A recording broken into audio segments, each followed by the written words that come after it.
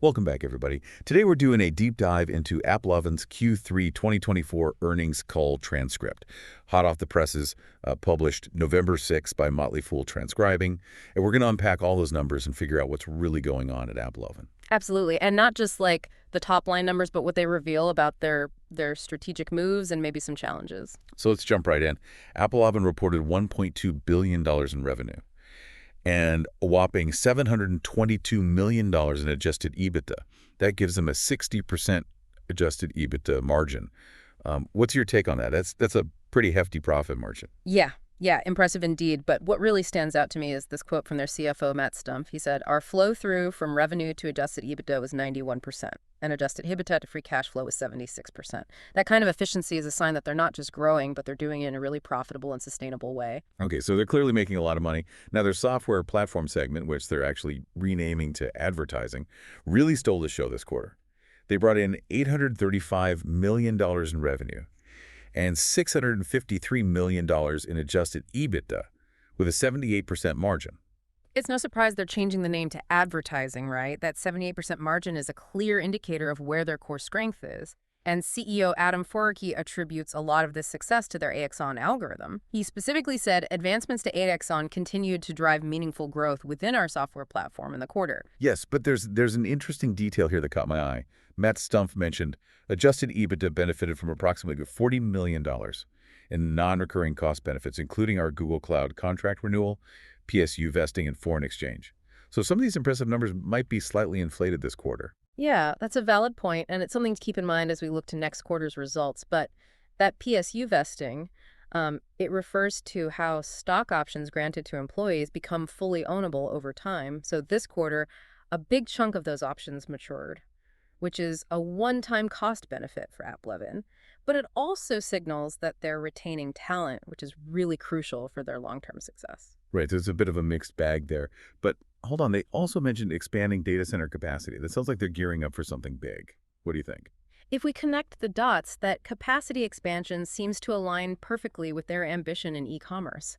They're clearly laying the groundwork for major growth there. Okay, now let's talk about e-commerce, because that's where things get really interesting. Yeah. Forwey sounded so excited about their e-commerce pilot program, saying it exceeded expectations. He even said, quote, advertisers are seeing substantial returns, often surpassing those from other media channels and, in many cases, experiencing nearly 100% incrementality. Nearly 100% incrementality. That's the key phrase there.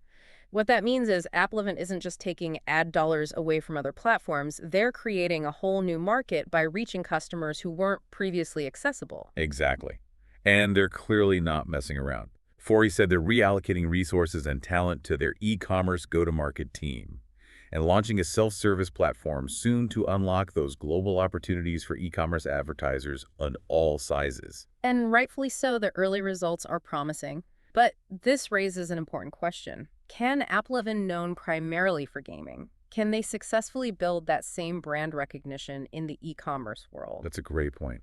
How do they plan to break into a new market where they're not as established? Well, an analyst from Citi, Jason Bazinet, asked that very question during the Q&A. And Forey's response was interesting. He basically said that they succeeded in gaming by building a superior product that advertisers couldn't ignore, and they're betting that that same strategy will work in e-commerce. So they're taking the long game approach, relying on the quality of their product. Exactly. But it's not like they're just sitting back and waiting. They're making strategic moves to get the word out.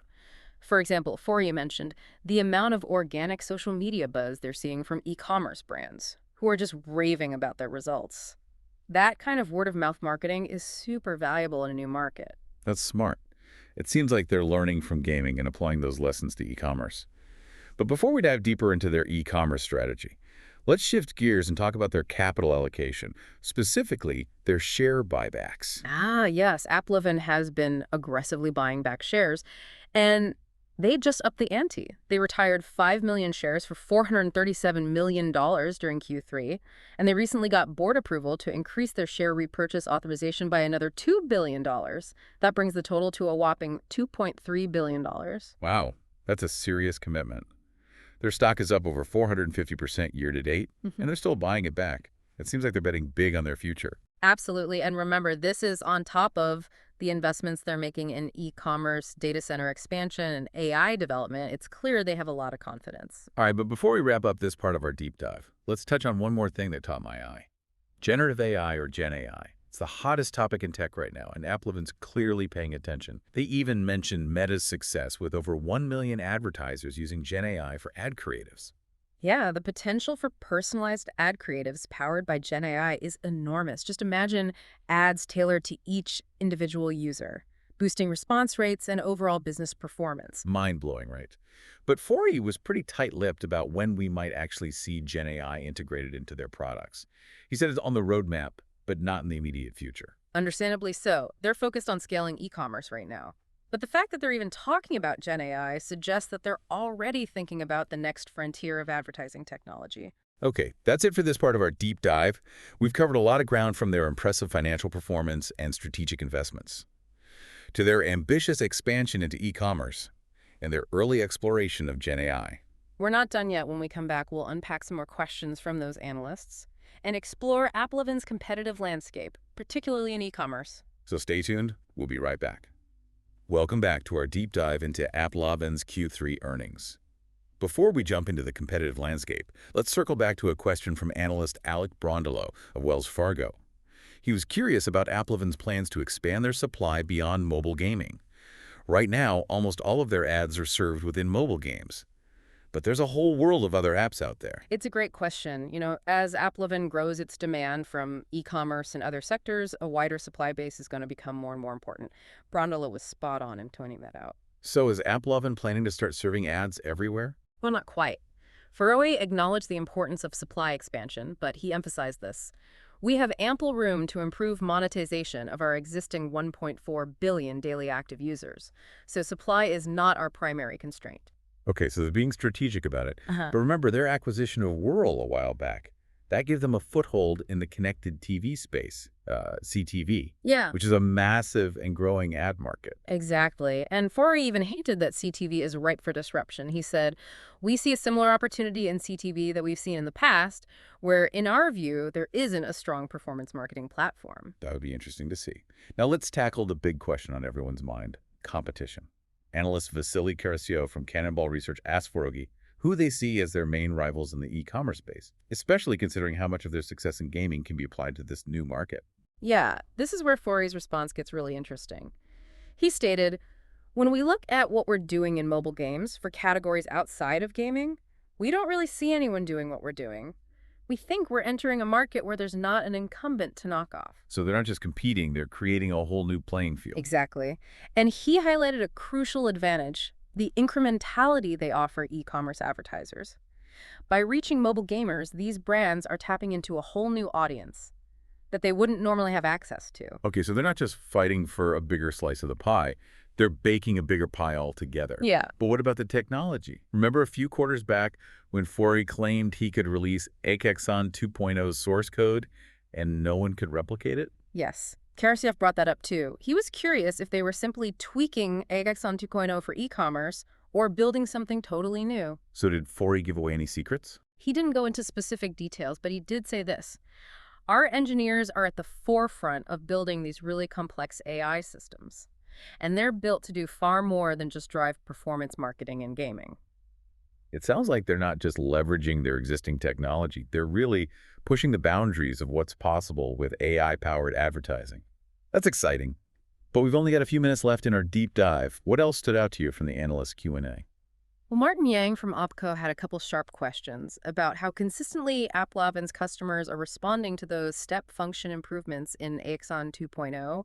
He wondered if some clients are quicker to ramp up spending than others. Right. Do they have to handhold some clients through the process? Forohi's answer was revealing. He emphasized that their entire system is automated, meaning there's no preferential treatment. He said, "When we see a step function improvement, all of our advertisers have the opportunity to increase their spend." Ah, so it's like a rising tide lifts all boats.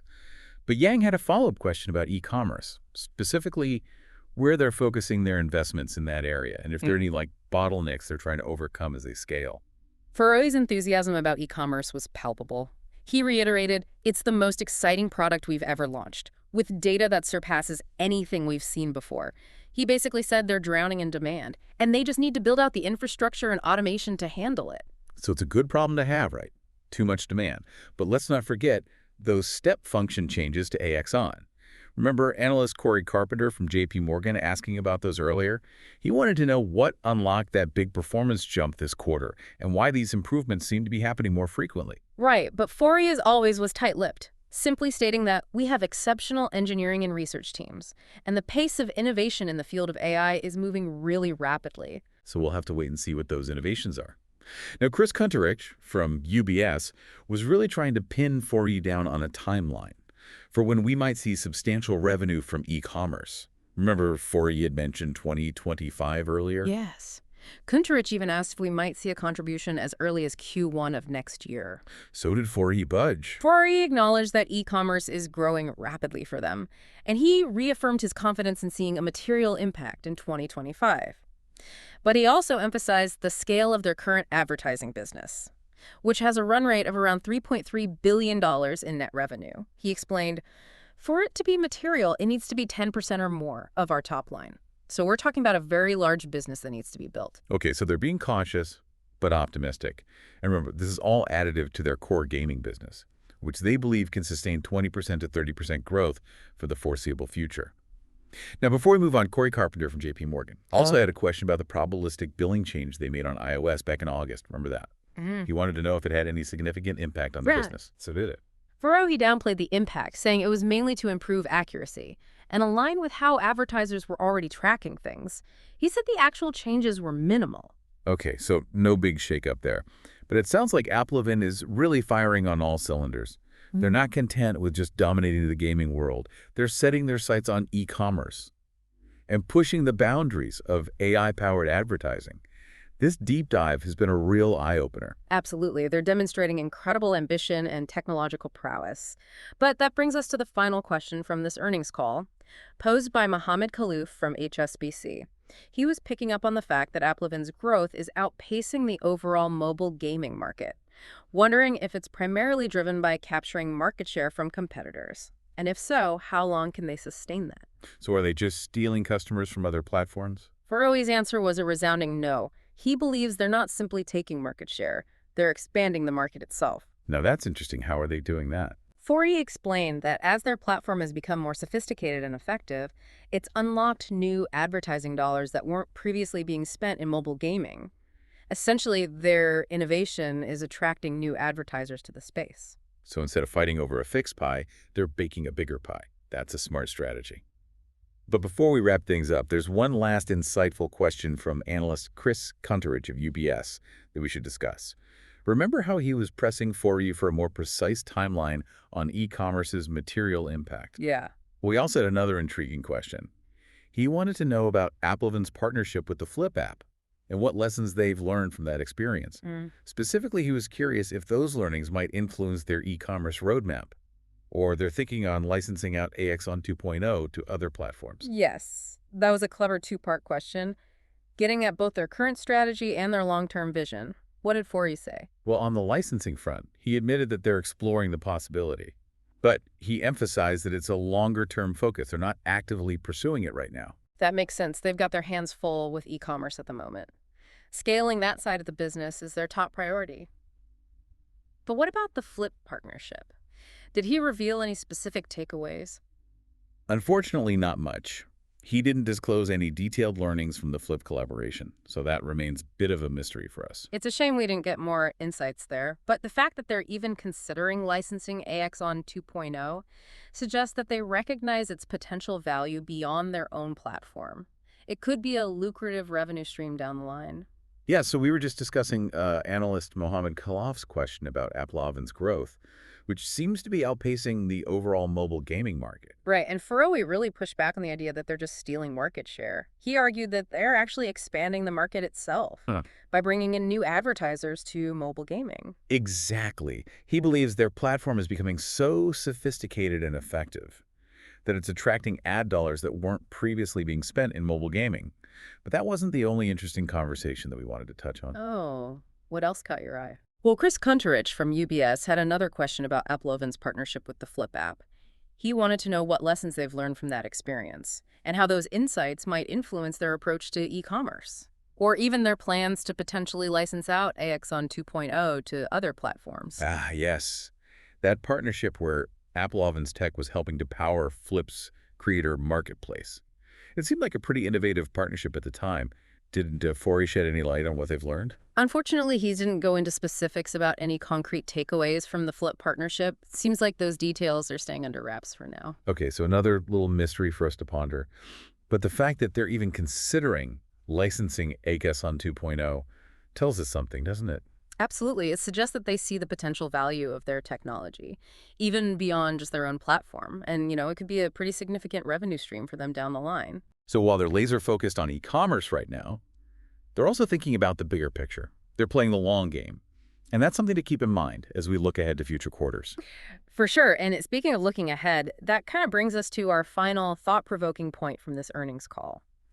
AppLovin has made it very clear that they see e-commerce as the next big growth frontier for their business. Right, dear. But after diving deep into this transcript, I can't help but wonder, what if that's just the tip of the iceberg? Exactly. They've proven their ability to just totally disrupt the mobile gaming advertising landscape with their AI-powered platform. What if they apply that same innovation and ambition to other industries? What other sectors might be ripe for disruption by AppLovin? That's the big question that we'll be keeping an eye on as they continue to evolve and expand. For sure, it's definitely something to watch. AppLovin is a company that's clearly not afraid to push boundaries and challenge the status quo. And that's what makes them so fascinating to follow. Thanks for joining us on this deep dive into AppLovin's Q3 earnings call. We'll be back soon with another insightful exploration of the latest trends and innovations shaping the business world. Until then, keep diving deep.